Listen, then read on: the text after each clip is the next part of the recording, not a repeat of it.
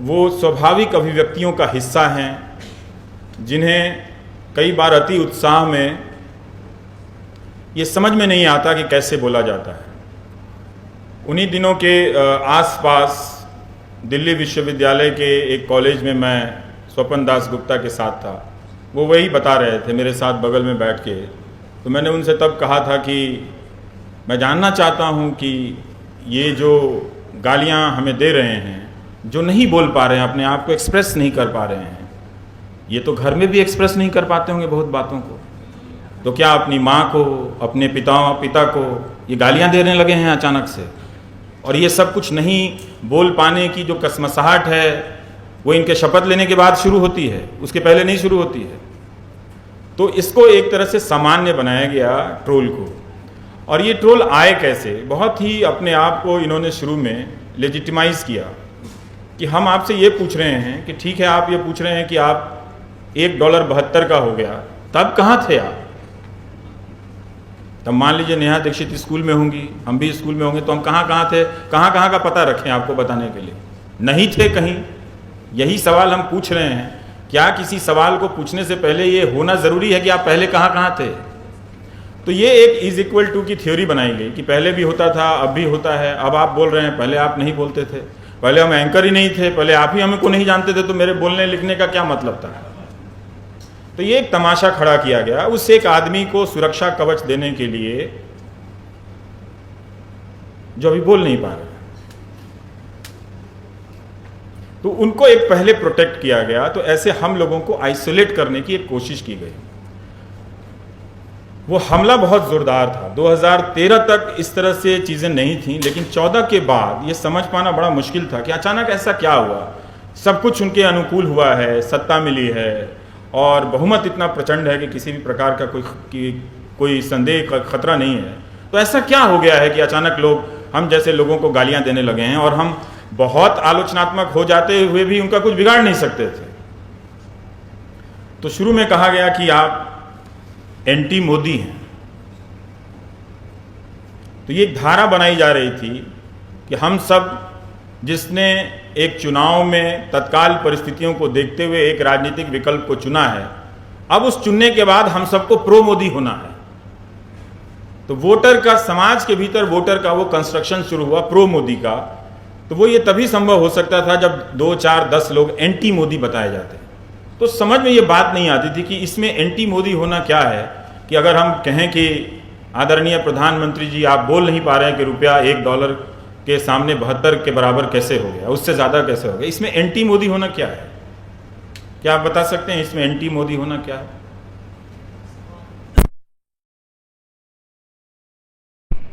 हमारे यहाँ तो अवतारों को भी नहीं बख्शा गया, उन पर भी कई तरह के शास्त्रार्थ हैं, आपस में बहुत तरह की कहानियां हैं। तो उनको कहा गया कि आप एंटी मोदी।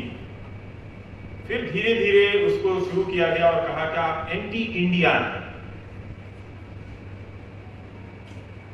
जब तक ये एंटी मोदी था, इज इक्वल टू के थ्योरी के बाद जब ये एंटी मोदी पर गया और एंटी इंडिया तक आपको बनाया गया, ये डिजाइन बहुत जल्दी समझ में नहीं आया। 3-4 साल गुजर जाने के बाद इस डिजाइन का कुछ हिस्सा हम समझ पाते हैं। क्योंकि ये जो ट्रोलिंग हुई थी वो अकूत संसाधनों की बदौलत हुई थी और इसके लिए बहुसंख्यक समाज के लड़कों को दंगाई बनाया गया था। वो समझ रहे थे कि उन्हें प्रो मोदी बनाया जा रहा है, लेकिन उन्हें दंगाई बनाया गया। दंगाई का काम क्या होता है? एक सक्रिय रूप से हस्तक्षेप करता है, एक रणनीतियां बनाता है। लेकिन पहली बार बहुसंख्यक समाज के भीतर एक ऐसे हिस्से का निर्माण किया गया और वो तैयार किया गया, उसका हिस्सा काफी बड़ा था, जो ऐसी हत्याओं पर, ऐसे हमलों पर या तो चुप रहे या फिर उसको छोड़ के तरह तरह से उसको उचित ठहराने के लिए तर्कों का जुटान कर, तथ्यों का जुटान कर। मारा गया है अखलाक, बात हम किसी और चीज पे कर रहे हैं। और आप देखिए कि उसको किस तरह से उसका एक नेटवर्क था। 4 साल 3 साल बाद एक राष्ट्रीय पार्टी के अध्यक्ष, भारतीय जनता पार्टी के राष्ट्रीय अध्यक्ष कहते कि हम अखलाक के बाद भी जीते। आप जीते, बिल्कुल जीते, क्योंकि आपने ट्रोल के जरिए जब वो बहुसंख्यक समाज सोचेगा कि हमारे लड़के किसी नेता के पीछे पागल हो जाए वहां तक तो ठीक है, लेकिन दंगाई बन जाए, ट्रोल बन जाए, क्या वहां तक भी ठीक है? इस बहुसंख्यक समाज को तो बताना पड़ेगा। अगुआ को बताएगा क्या? हमारा लड़का इंजीनियर है, साथ में 2-4 रवीश कुमार को भी गाली देता है माँ बहन की, बताएगा क्या दरवाजे पे बैठ कर उसका बाप? नहीं बताएगा ना। तो ये समाज में तैयार किया गया। तो इसमें ये तरीका क्या है कि आपको समाज से, सरकार से, जैसे ही आपकी पहचान वो एंटी मोदी और एंटी इंडिया कराता है, तो सबसे पहले आप उस सरकार, जो कि आपकी अपनी भी है, भले ही आप उसको चलाने वाला आपकी सोच का, आपके अनुकूल का ना हो, पर वो सरकार तो मेरी भी है ना, तो उस सरकार के सामने आपको निहत्था किया जाता है। और जब ये एहसास करा दिया जाए कि इतनी बड़ी हुकूमत के सामने आप अकेले हैं, निहत्था हैं, और उसके सामने आप अलग थलग कर दिए गए हैं, वो डर सामान्य डर नहीं होता है। आप पूरी तरह से ऑफ गार्ड कर दिए जाते हैं कि अब आपका कोई प्रोटेक्शन नहीं है। दूसरी तरफ जब वो एंटी इंडिया कहते हैं, और एंटी इंडिया कहते कहते जब वो एंटी हिंदू कहते हैं, तब उस बहुसंख्यक समाज को भी आपके खिलाफ तैयार कर दिया जाता है, ताकि आप समाज से भी आइसोलेट कर दिए जाएं, अलग थलग कर दिए जाएं। ये चीज सिर्फ हमारे साथ ही नहीं हो रही थी, ये चीज उस वक्त चंद लोगों के साथ हो रही थी। वो चंद वो लोग थे जो अभी भी वो कोशिश कर रहे थे कि हम पत्रकारिता कि जो भी हमारे पास सीमित संसाधनों में तमाम अंतर विरोधों के बावजूद करने की जितनी भी जमीन बची हुई है, हम उसमें वो काम करते रहेंगे। तो उनको घेरा गया, और खासकर उस बहुसंख्यक समाज को आज न कल इस बात का जवाब देना पड़ेगा कि कैसे उसने महिला पत्रकारों को दी जाने वाली गालियों को बर्दाश्त किया और उसका स्वागत किया। उसको इसका जवाब तो देना पड़ेगा। महिला पत्रकारों को जिस तरह से ट्रोलिंग की गई, उन्हें गालियां दी गई, बलात्कार करने की धमकी दी गई, ये धमकी सिर्फ और सिर्फ उस बहुसंख्यक समाज के भरोसे दी गई जिसके बारे में इन तबकों का मानना था कि वो भी बलात्कार, हिंसा और हत्या का समर्थक हो चुका है।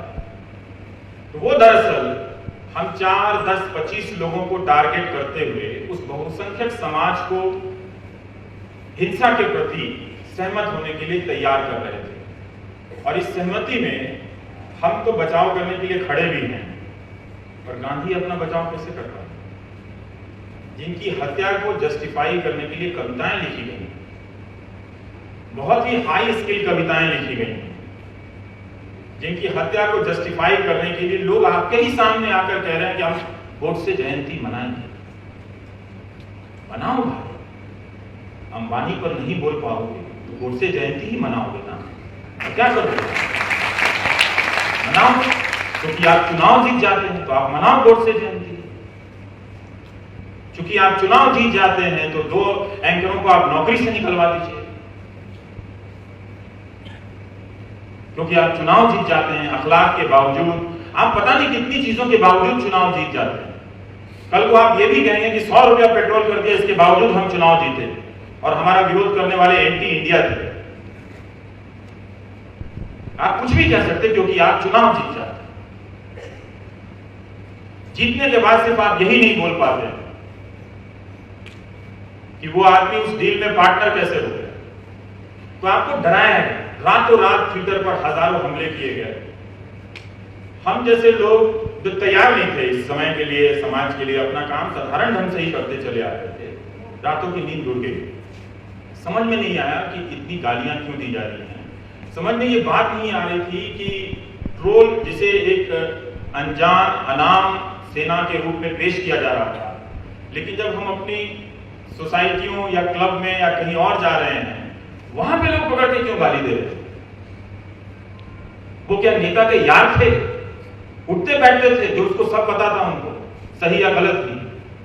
तो ये एक ट्रोल का सोशलाइजेशन किया गया ताकि आप आइसोलेट होते जाएं। और ये स्थिति बहुत भयानक थी, जिस एहसास के साथ कि आपको हर उठती गिरती निगाह ये देखे कि आज आप जिंदा हैं, कल आप मार दिए जाएंगे, आज आपकी नौकरी है, कल आपकी नौकरी चली जाएगी। इस एहसास के साथ जीना और अपना काम करना हम लोगों का ठीक है, एक ज्यादा सुरक्षा है, पर आप सोचिए उन लोगों के बारे में जो अपना साधारण ही काम कर रहे थे, जिनके पास इतनी सुरक्षा नहीं है, उन पर क्या बीती। मैं समझता हूँ और बता सकता हूँ कि क्या बीती। रात रात भर नहीं सोया, दिन दिन भर बेचैन रहा कि ये वो क्या था। किसी चौराहे पर गाड़ी रोकने पे कोई शीशा नीचे करके गाली दे देता था कि तेरे को देख लेंगे। आप बच्चों के साथ कहीं जा रहे हैं तो वहां टेबल पे बैठे हैं खाने के लिए, वहां आकर गाली दे जाता था कि आपको देख लेंगे। इतने लोग देखने वाले तैयार हो गए। किसके शह पे? क्या हिंदुस्तान की जनता ने 2014 में यह तय किया था कि इनको लाओ और इनको लाके ये 10-20 पत्रकारों को पिटवाओ? ये इसलिए आप लोगों ने फैसला किया था। तो इस देश का समाज इतना बुज़दिल हो गया, मैंने इतना बुज़दिल इंडिया कभी नहीं देखा अपनी जिंदगी में। वो बुज़दिल इतना हो गया कि 2014 से पहले जिस तरह से लोग स्वाभाविक रूप से सरकार से टकरा रहे थे, बात बात पे रामलीला मैदान में जमा हो रहे थे। ये कितना अच्छा क्षण था कि आप जनता बहुत दिनों के बाद ये एहसास कर रही थी कि कितनी भी 10 साल से चली आ रही सरकार हो या 20 साल तक चलने वाली सरकार हो, हम उससे बड़े, हमारी हैसियत बड़ी है। फिर ऐसा क्या हुआ लोगों में कि वो जनता इतनी बुज़दिल हो गई। मेरी कोई बहन नहीं है जिसके खिलाफ कोई मामला चल रहा है। एक ऐसे आदमी है जिनको प्रधानमंत्री भी फॉलो करते हैं और वो अफवाह फैला है। क्योंकि हमारे प्रधानमंत्री 24 घंटा काम करते हैं, वो यही काम करते हैं, गाली देने वालों को फॉलो करना, धमकी देने वालों को फॉलो करना। तो जब आप ये सब काम कीजिएगा तो रातों को भी तो जागिएगा ना। और क्या करेंगे आप काम क्या करते हैं? तो आपको रातों को जागना पड़ा, क्योंकि ऐसे लोगों से तो आप दिन में जाके नहीं मिल सकते थे। हालांकि आप वो भी मिलने लगे, वो हो जाता है। तो इस तरह के लोगों से जो अफवाह उड़ाने वाले हैं, जो आपका कैरेक्टर असैसिनेशन करने वाले हैं, उन सब लोगों को अचानक परिवार के लोगों को टारगेट किया गया। वो खानदान का तो ठेका नहीं ले सकते, कोई ले सकता है। तो आप भाइयों के बहनों की तस्वीरें लगा लगाकर आपने ये तमाशा किया। और मैं ये देख रहा था कि एक नेता के पीछे किस तरह से इंडिया बुज़दिल इंडिया होता चला जा रहा है। वो इस कदर बुज़दिल हो जाएगा, मुझे यकीन नहीं था कि मामूली से सवाल करने वालों को, कि भाई बहन को बीच विवाद में लाकर आप एक ऐसी भीड़ तैयार कर रहे थे कि भीड़ अपना फैसला कर ले और इनको कहीं पकड़ के मार दे। तो आपने उसको तैयार किया, उसको नॉर्मल बनाया। एक एंकर का रातों रात नौकरी से चले जाना नॉर्मल बात है। तो आपने जब इतने सारे कानून पास किए, यही पास कर देते कि मेरी कोई आलोचना नहीं होगी, ये नहीं पास कर सकते थे। आप अब तक किए क्या? कौन सा काम कर रहे थे? तो राजनीतिक नेतृत्व में आप पूछेंगे कि अब उसने नरेंद्र मोदी की खूबी क्या है? खूबी है वो भारत के पहले ऐसे नेता हैं जिन्होंने एक ऐसे पॉलिटिकल कल्चर को प्रोड्यूस किया है जो मां बहन की गालियां देता है, जिसमें हम जैसे लोग निहत्थे हो जाते, समझ में नहीं आता क्या होगा। जा रहे हैं यहां, 4 लोग कहता जाना बंद करो, तो कोई मार देगा तुमको, कोई यहां से उठ के चला आएगा, वो मार देगा तुमको, तुम्हारी नौकरी चली जाएगी, मार देगा तुमको। अब आप ये बताइए, मारने और निकाल देने के इतने सारे कान में सलाह सुनते सुनते आप जिंदा रह पाएंगे क्या? तो गालियों का गणतंत्र बनाया इन्होंने। इसके बावजूद ये 40 साल चुनाव जीत सकते हैं, लेकिन ये बात 40 साल तक सत्य रहेगी कि हिंदुस्तान के गणतंत्र को जिसकी विविधताएं बोलती थी, उस गणतंत्र को गालियों के गणतंत्र में बदलने का प्रयास किया। अब जब चुनाव आ रहा है और लोग हिसाब करने वाले हैं, तो अमित शाह कहीं कहीं बोलते हैं हमें गालियां नहीं देनी है, हमें अपने काम का प्रचार करना है। तो जब ये 6 महीना हो जाएगा तो आर्टिकल भी आएगा कि कैसे नरेंद्र मोदी ने इन गालियों की संस्कृति को काबू पा लिया। ये भी आएगा, पढ़ेंगे आप, चिंता ना करें। तो आप बताइए कि हम तो पत्रकारिता कर रहे थे, हम कहां प्रधानमंत्री से टकराने जा रहे थे? तो एक नैरेटिव बनाया गया। ये और बात है कि उनको डर लगता है कि कहीं इंटरव्यू ना मान दे, वो भी छोड़ दिया मैंने, चलो भाई नहीं करते। आपने प्रवक्ताओं को से बहिष्कार करवाया है, दुनिया की सबसे बड़ी पार्टी, मैं अकेला पत्रकार मेरा बहिष्कार कराया था, हम भी याद रखेंगे। ये भारतीय जनता पार्टी के साधारण अच्छे कार्यकर्ताओं का कितना बड़ा अपमान है ना, अपमान कि वो कार्यकर्ता भी अपने उस पार्टी के जरिए लोकतंत्र के बारे में कुछ ना कुछ सोचता होगा, लेकिन उनके प्रवक्ताओं के जो प्रमुख हैं और पार्टी प्रमुख हैं होता है रवीश कुमार के शो में मत जाना,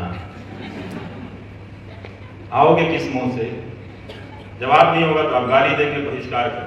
तो आप क्या होता है कि ये बहिष्कार का एक मतलब होता है, स्पेशली आपको इंटरव्यू नहीं देना, आपके शो में नहीं आना, तो वो आपको इररिलेवेंट और प्रासंगिक बनाता है। भाई आप किसी काम पे तो है नहीं, आपको बिग इंटरव्यू नहीं मिलेगा, वो बिग नेता नहीं आएंगे जो मेरे नाम से उनका पसीना छूट जाता है। तो अब मैं क्या कहूँ, आप बताइए, जो लोग मेरा बहिष्कार करते हैं मैं उनको और क्या कहूँ, मैं कोई अहंकार भी नहीं कह रहा, पसीना छूटता होगा इसलिए तो बहिष्कार कर रहे हैं ना, फिर और क्या कर रहे हैं।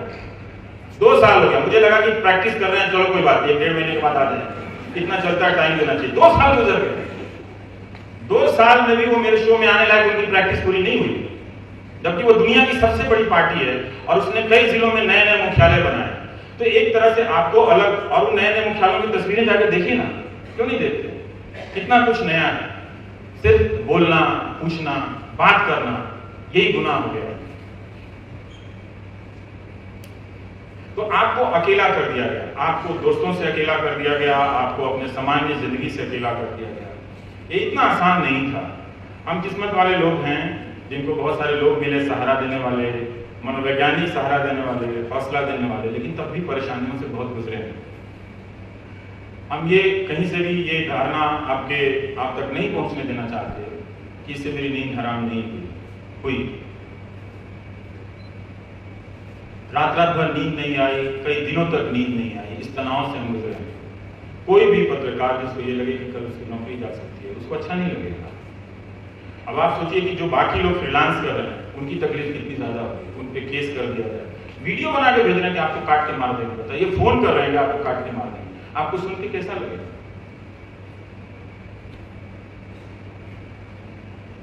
दिन रात आपके वीडियो पर आए, घर के लोग देखें, घर के और भी परिवार वाले हैं, उन पे कैसा लगेगा।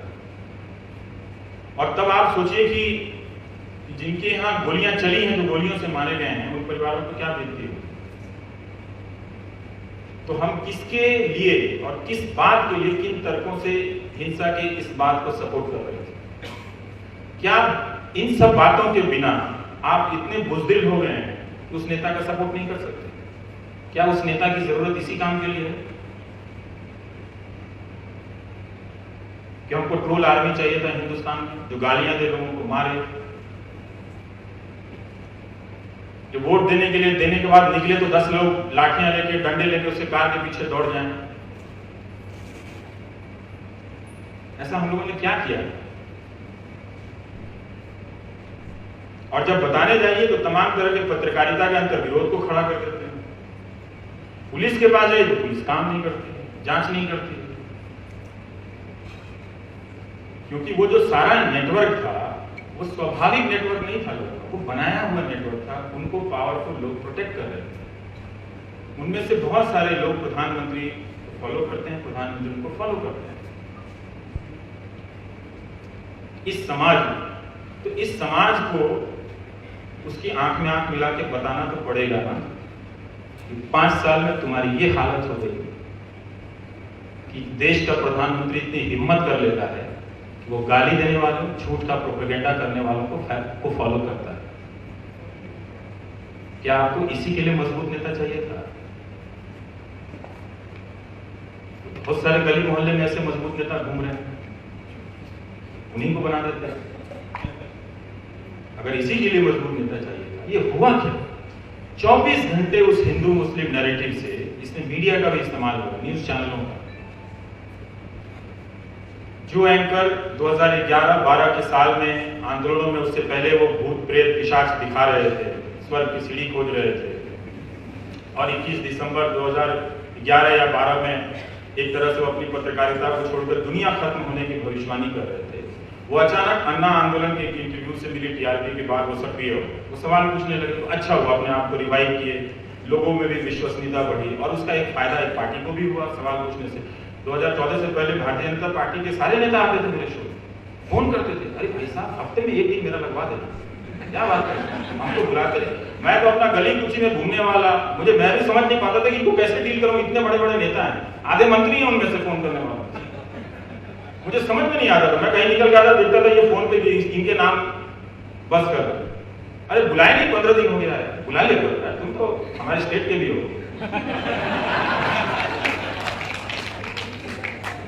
वो लोग साइलेंस में चले, जो ऑफिसर बात करते थे वो साइलेंस में चले। आप उनके पास अपनी समस्या लेके जाइए कि भाई हमें तो प्रोटेक्शन चाहिए ना उसी गवर्नमेंट से, वो आपकी थोड़ी हमारी है। देखिए वो तो सब अच्छा है, हम आपके फैन हैं, मेरी वाइफ तो आपका प्रोग्राम देखती है, लेकिन वो आप समझते हैं इसमें कुछ करेंगे तो प्रॉब्लम है। मेरी माँ आपका प्रोग्राम देखती है, वो तो कभी प्राइम टाइम नहीं छोड़ती। मैंने कहा सर देखिए इतना सारा प्रॉब्लम है, गाली देके जा रहा है, कभी ये कर रहा है, कैसे काम करेगा, वो देखते हैं, वो तो आप समझते हैं। फिर भी उसी तंत्र से कुछ लोग निकल कर आए, मैंने कहा कि नहीं हम इस बात का ध्यान रखेंगे, अच्छी बात, लेकिन वो डर उनके भीतर भी बैठ गया, हर कोई डरा हुआ है। अरे भाई डर से आजाद करो खुद को। हमने अपनी आजादी किसी के पीछे इस तरह से सौंप दी, पता ही नहीं, और वो न्यूज चैनलों के जरिए जनता को आइसोलेट कर दिया। आप अपनी समस्याओं को लेकर खड़े हैं, अब मेरे पास इस तादाद में आने लगे कि मैं लगता है कुछ दिनों में पागल हो जाऊंगा, कि मैं नहीं संभाल सकता, मैं नहीं संभाल सकता, मुझे ये लिखना पड़ता है, मेरे पास कोई सचिवालय नहीं है। तो वो झेलना भी एक तरह से वो टॉर्चर है, क्योंकि कोई अब कर नहीं रहा है। वो हिंदू मुस्लिम एजेंडा, एक कश्मीर एजेंडा दिन रात देते रहो लोगों को, और जनता को हेल्पलेस कर दिया है मीडिया के जरिए। ये स्थिति है, इस स्थिति में हम लोग जी रहे हैं। आसान नहीं है कहीं जाकर बोलना, क्योंकि वो काउंट होता है और फिर उसका फिर अटैक प्लान होता है। पता नहीं वो किस किस को फॉलो करते हैं, किस किस को पीछे लगाते हैं। मेरे खानदान में और लोगों को निकाल रहे हैं और फिर वो मीम बना के वो चला रहे हैं। आजकल इनका भाई ये है, इनकी बहन ये है, तो सब देख रहा हूं, सब सह रहा हूं। ये मेरे काम का हिस्सा नहीं था, क्योंकि उनको मालूम है ये कुछ लोग हैं जो उनके गुलाम होने से रहे, तो कभी ना कभी पूछ देंगे, कहीं ना कहीं बोल देंगे। अखबार में जगह नहीं मिलेगी, यहाँ आके बोल देंगे, बिना लाग लपेट के बोल देंगे। बैलेंस नहीं करता, मैं तराजू पे बेंग नहीं तोलता, छोड़ दिया वो काम जो गलत है। आप हमारे देश में 2 प्रधानमंत्री नहीं है, एक ही की बात होगी ना, दूसरा कहां से लाऊं बैलेंस करने? कोई और दूसरा भी है जिससे मैं अनिल अंबानी के बारे में पूछ सकता हूं? आप बता दें। सुनने वाले श्रोता भी डरे हुए हैं, महिलाएं डर गई। तो इतने सारे डरे लोगों के बीच में एक आदमी जिसको लगातार, मैं अपनी ही बात कर सकता हूं, डराया जाता है, तो सोचिए उसकी मनस्थिति क्या होगी। उसको डील करने के लिए भी रोज अपने आप से एक लड़ाई लड़नी पड़ती है। सही है कि नहीं? बात किस हद तक हम जा सकते, कहां तक जा सकते? रोज हाथ कांपता है, रोज डर लगता है, जिंदा है कि नहीं है, कल क्या होगा। छुट्टियों पे जाइए, यार दोस्ती कहते हैं तो पैसे सेव किया करो रेनी डे से, क्यों भाई? तो पूरी जिंदगी को आपने असामान्य बना दिया है। इसको नोट कीजिए, बातें कम बताई हैं हमने आपको, क्योंकि मैं जानता हूं कि उस राजनीतिक संस्कृति का नेतृत्व एक ही आदमी करता है, और उनका एक जुड़वा दोस्त जो उन्हीं के साथ आया। ये आप ना कहें तो भी आप सुरक्षित नहीं हैं। ये मत समझिए कि ना कहने के बाद आप सुरक्षित, आपको कोई कुछ नहीं बिगाड़ेगा। जब भी जहां भी आप सवाल करेंगे, आपके साथ भी वही बर्ताव होगा जो हम लोगों के साथ होगा। हम लोगों के साथ जितना हमें बताने के लिए ये बर्ताव नहीं किया गया, उतना आप जनता को बताने के लिए किया गया कि अपनी औकात समझ लेना। जब हम इनकी ये हालत कर सकते हैं तो तुम्हारी क्या हालत करेंगे, तुम याद रखना। तो ये इस पूरी प्रक्रिया में ट्रोलिंग से लेकर गाली देने से, या किसी की एंकरिंग छीन लेने से, या किसी का प्रोग्राम बंद करवा देने से ये मैसेज दिया जा रहा था कि अब हम मालिक आ गए। अब तुम अपनी औकात में रहना, ज्यादा सवाल मत करना। लोगों ने सवाल करना छोड़ दिया, इतना छोड़ दिया कि अब कोई पूछता ही नहीं कि 90 रुपये लीटर क्यों हो गया। तो डिजिटल इंडिया के नाम पे बुज़दिल इंडिया मत बनाइए। हम जैसे लोग बहुत महत्वपूर्ण नहीं हैं, अपनी जिंदगी अपने परिवार के लिए जरूर हैं, आज जैसे कि आप भी, लेकिन इतना भी इस हिंदुस्तान को बुज़दिल मत बनाइए कि आप हत्याओं को इधर उधर के तर्कों से जस्टिफाई करने लगे, उसको सही ठहराने लगे। जो गांधी पे जो की हत्या को उचित ठहराते हुए जो कविताएं लिखी, सुना दो यहां पहुंचे तो शर्म से डूब मरेगा। तो ये कैसे हुआ, ये प्रक्रिया कैसे हुई? ट्रोलिंग जो है वो सिर्फ सामने वाले पे हमला करने की प्रक्रिया नहीं है, वो उसके पीछे का जो समाज है जिसकी तरफ से वो हमला कर रहा है, उसको हत्यारे में बदलने में या हत्या के समर्थक में बदलने की प्रक्रिया है। और उसको धर्म, राष्ट्रवाद, ये सब चीजों में मिलाकर उसका कवित्व जगता है, तो जाकर वो गांधी की हत्या को उचित ठहराने वाली कविता लिखता है। तो वो गांधी की हत्या को सही ठहराने के लिए कविता उसने नहीं लिखी, उसने अपने आप को भावी हत्यारा बनाने के लिए और उसको कन्विंस करने के लिए खुद को वो कविता लिखी थी। उन सब चीजों को भी पढ़ के हम लोग डर जाते हैं, सहम जाते हैं कि ये आदमी तो कल को जो अपनी सोच में गांधी को दोबारा से मार रहा है, वो आपको क्यों नहीं मारेगा? मार सकता है। तो गुजरे हैं, हम में बहुत सारी कमियां हैं, उन कमियों को लेकर आप ब्लॉग लिख सकते हैं।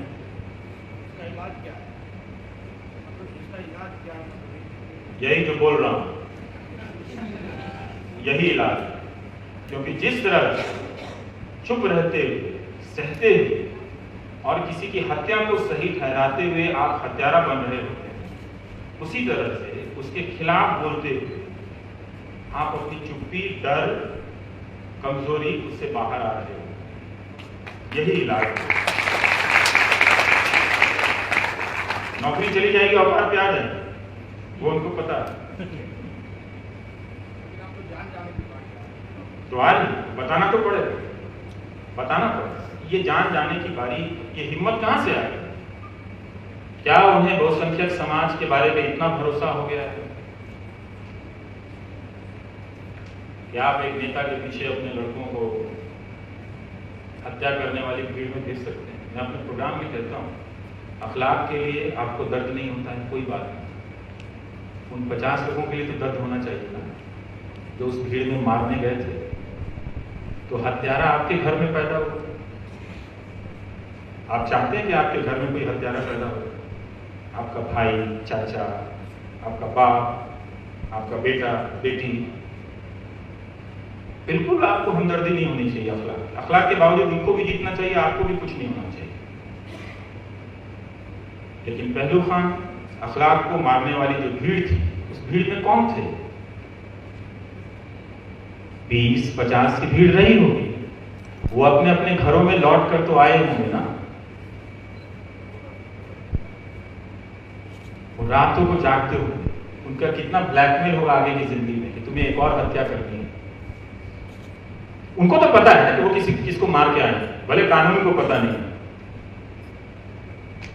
उनको पता है कि वो किसको मार के आए। ये सारी घटनाएं, ये सारी चीजें जो हो रही थी, हमारी तरफ से यही गवाही है। बहुत बार बोल भी चुके हैं, ज्यादा ही बोल चुके हैं। बहुत बहुत धन्यवाद।